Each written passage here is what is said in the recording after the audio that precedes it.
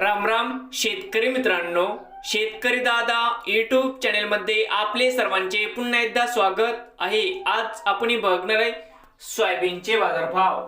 लातूर जिल्ह्यातील अहमदपूर तालुक्यातील संत माधवबाबा trading company Kingaon येथील आजचे सोयाबीन बाजारभाव म्हणजे दिनांक 14 जानेवारी 2026। सर्व शेतकऱ्यांनी हा व्हिडिओ संपूर्णपणे बघा, कुठे स्किप करता।